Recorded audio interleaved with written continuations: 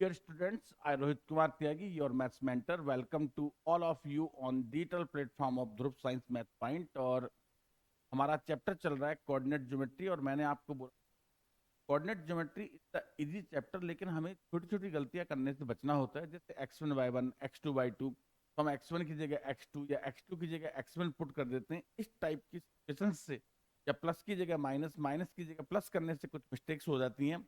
बाकी इस चैप्टर में ऐसे कोई प्रॉब्लम वाली बात नहीं है। अगर आप कैलकुलेशन का सही से ध्यान रखते हैं, आपके क्वेश्चन इजीली सॉल्व हो जाते हैं। जैसे क्वेश्चन देखो, कहता है if O is the mid point of P and Q. कितना सिंपल है। अब देखो पी और क्यू, तो आप क्या करो, यहां पर लिखो x1 y1, right here x2 y2। अब क्वेश्चन आपका क्या बोल रहा है कि पी क्यू का मिड पॉइंट ओ है। अब मिड पॉइंट क्या होता है, x1 plus x2, two is minus x1 plus y1। y1 कितना है, 5 प्लस अपॉन 2। और ये किसके इक्वल है, this is equal to p/3 comma. तो आपको क्या करना है, सिर्फ आप एब्सिसिया से कंपेयर कर लो। तो -6 और minus upon 2 equal to upon 4 जा 8। अगर आप क्रॉस मल्टीप्लाई करते equal to 4 3 12 with negative sign. P का जो वैल्यू है वो ऑप्शन बी हो जाएगा, और ऑप्शन बी जो है that is the correct answer. तो मैंने, आपने ध्यान से देखा होगा, उतना ही काम किया की जरूरत है। A point which divides the line segment in ratio 2:3। एकदम simple question, use the section formula and get the answer. तो देखो बेटा, x1 y1 x2 y2, m ratio, all things are given, -1, 7, x2 y2 is 4, 3, m ratio n is 2:3। अगर आपको formula अच्छे से याद होता है, अप्लाई करते हुए लिखने की जरूरत भी नहीं होती है। देखो कैसे, फॉर्मूला क्या होता है, m(x2) तो 2 × n(x1), 3 multiply x2 plus x1 upon m plus n। Next m/2 multiply n क्या है, 3, n/1, 3 into m plus n plus, अब ये बना 8 -3 upon 3 × 6, 6 plus 21 on, keep it in this also, 8 - 3 5/5, 21 से माइनस किया upon 5, 5/5 is 1, 15/5 is 3, and you got 1, 3, which is the option। देखो कुछ भी नहीं करना पड़ा, बस use the formula and get the answer. Next is, देखो इस क्वेश्चन में सर्कल आ गया, ओके। अब ये क्या कहता है, coordinate of the point P where P and Q the diameter. अब आपको पूरा सर्कल बनाने की जरूरत भी नहीं पड़ेगी, सिर्फ डायमीटर बना लो, ये भी काम चल जाएगा। अब देखो ये डायमीटर है, राइट। अब हमें सबको पता है सेंटर कहां होता है, centre is the mid point of diameter. Question को रीड करते हुए कहता है coordinate of the point P का जो कोऑर्डिनेट है is 2, -3, coordinate where P is the diameter, और सेंटर कितना है, तो सेंटर है 2, और जो पॉइंट पी है, point P is whose centre 2 is okay is 1,4, और बेटा पी जो है वो मिसिंग है, राइट एच के। बहुत सिंपल क्वेश्चन है, मिड पॉइंट फार्मूला यूज करना है, x1 प्लस x2। अगर किसी बच्चे को मिड पॉइंट फार्मूला नहीं भी आता है तो सीधा याद रखें तो फर्स्ट में फर्स्ट को ऐड करना है अपॉन 2, मतलब h plus 1 upon 2, k plus 4 plus 4 upon 2 is equal to, mid point already given in the question. अब आपको कुछ नहीं करना, एब्सिस को एब्सिस कैसे कंपेयर, ऑर्डिनेट को ordinate, h plus 1 upon equal to and k plus 4 upon 2 equal to h equal to 2 2 जा 4 minus h आपका 3 आ जाएगा, k प्लस 4 इक्वल टू -6, और -6 -4 -10 हो जाएगा। इसका मतलब आपका जो पॉइंट P है वो बना 3, -10, 3, -10 is option A. Option A जो है that is the correct answer. तो मतलब एक सिंपल क्वेश्चन है, अगर सर्कल का क्वेश्चन है तो सर्कल की जरूरत भी नहीं पड़ी उसमें, सिर्फ डायमीटर से ही आपका क्वेश्चन सॉल्व हो जाए। नेक्स्ट देखो, area of a rhombus if its vertices are this. तो ये एनसीईआरटी बुक का क्वेश्चन है। अब एनसीईआरटी बुक में जब हमने इस क्वेश्चन को सॉल्व किया था, थोड़ा टाइम लगता है कि आपको फॉर्मूला अप्लाई करना पड़ता है, हाफ इंटू d1/d2। तो याद रखना, ट्रायंगल हो या रोम्बस भी छोड़ो, कोई भी क्वाड्रिलेटरल है, तो मैं आपको एक बहुत सिंपल तरीका बताता हूं जिससे आप फटाफट से ऑब्जेक्टिव में क्वेश्चन सॉल्व कर सकते हैं। देखो, आप क्या करो, राइट हियर 0 4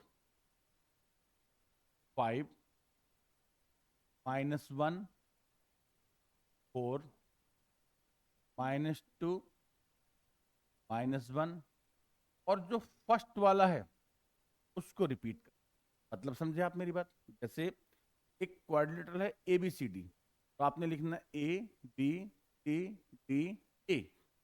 अगर ट्राइंगल का एरिया फाइंड करना है तो आपने करना AB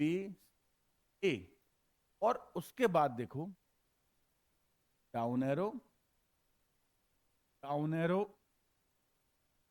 डाउन एरो, इनकी मल्टीप्लाई कर।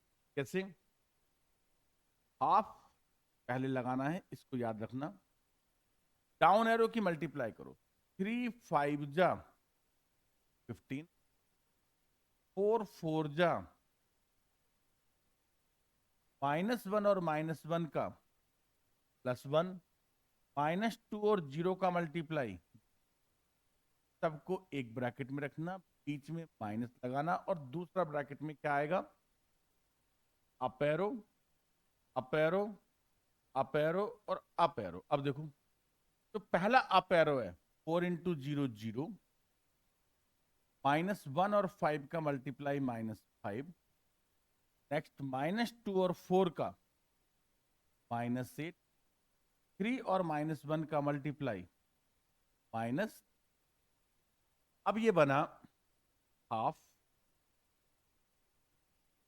3 और 1 16 और 6 30, और ये कितना आ गया 5 -5 और -3 -8, -8 और -8 -16, और बीच में भी माइनस है, तो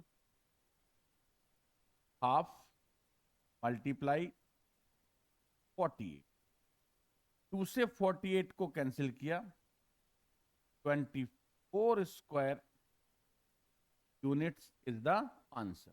तो सेम मेथड यूज करके area of triangle, area of quadrilateral दोनों कैलकुलेट कर सकते हैं। दो बातों का आपने बेटे ध्यान रखना है। पहला, हाफ लेना है। दूसरा, ये लाइनें लेनी है, इसे मॉडुलस बोलते हैं। अगर सपोज करो कि ये -48 आ जाता, तो अपने को पहले से पता है कि area can never be negative. अब जब एरिया माइनस का नहीं हो सकता तो हमें माइनस को छोड़ना हो, राइट। 24 स्क्वायर यूनिट आंसर होगा, और ऑब्जेक्टिव के हिसाब से आपका क्वेश्चन जो है वो बहुत जल्दी सॉल्व हो जाता है। नेक्स्ट क्वेश्चन, कहता दीज 3 पॉइंट्स आर।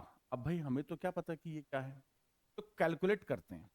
वो ना नेम दे देते हैं बी, और ये आ गया, और फटाफट से शुरू करते हैं। ज्यादा प्रॉब्लम नहीं, ए में से बी माइनस कर दो बस। तो 1 होल स्क्वायर, 1 -7 होल स्क्वायर। जो डिस्टेंस फार्मूला होता है ना, x2 माइनस x1 की जगह पर आप x1 माइनस x, ऐसे आप BC को कैलकुलेट, BC मतलब 20 को माइनस करें फर्स्ट से फर्स्ट को, तो -2 whole square, 7 plus whole square, और थर्ड है हमारा A, A 1 plus 1 plus whole square. अब इनकी वैल्यूज फाइंड कर लेते हैं। 1 और 2, 3 का स्क्वायर 9, 1 -7 -6 का 30, -2 -3 -5 का होल स्क्वायर 25, 7 और 3 10 का आ गया 100। नेक्स्ट, 1 से 3 माइनस किया 2 का 4, 1 और 3 4 का बना। अब 36 और 9 बन गया 45, और ये बनेगा 125,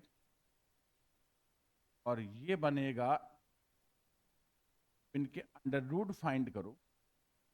9 5 जब 45, तो 9 का 3, 5 को 125 होता है, 25 इंटू 5, 25 का रूट 5, 5 रूट 5 इंटू 4, 4 का रूट और 5, और ये सारी डिस्टेंसेज हैं। अगर आप सब्जेक्टिव में सॉल्व करें तो आपको यूनिट्स ऐसे लिखना होगा। ऑब्जेक्टिव में अगर नहीं लिखते हैं तो कोई प्रॉब्लम नहीं। अब आप ध्यान से देखो, इक्विलेटर ट्रायंगल तो नहीं बनेगा, साइड्स इक्वल नहीं है, ऑप्शन ए क्रॉस हो गया।